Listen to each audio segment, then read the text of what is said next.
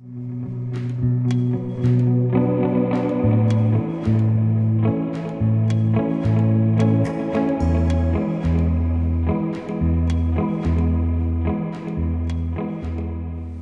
vezes não existe um processo pré-estabelecido, é muito intuição.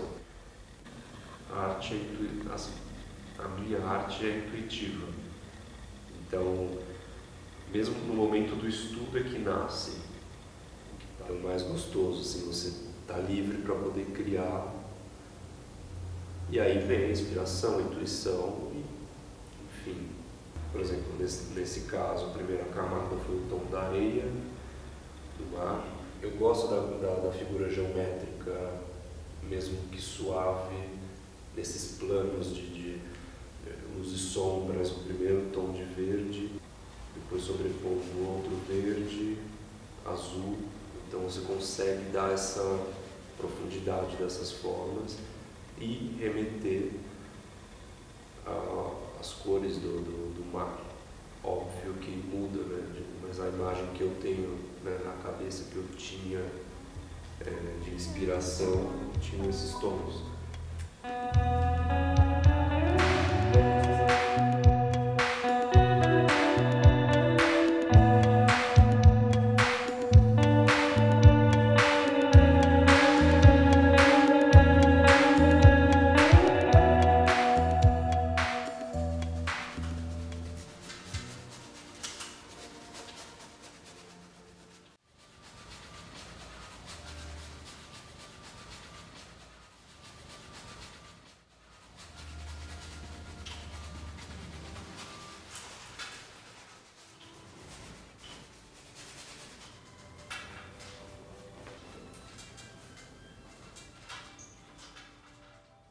Às vezes é até complicado explicar, porque eu me conecto no momento da pintura, eu estou tão conectado, é uma coisa tão minha.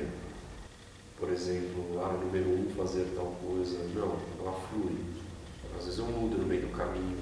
Então, geralmente eu já tenho uma imagem na minha cabeça e óbvio que no andar do trabalho, da inspiração, da concentração, ela pode mudar, pode não mudar.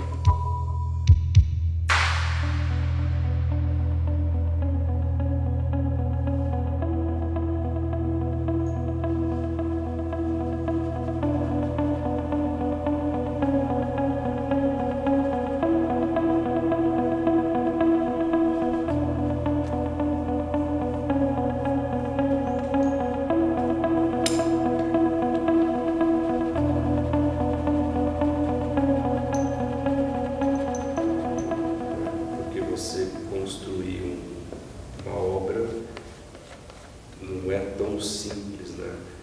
Então, essa composição, essas cores,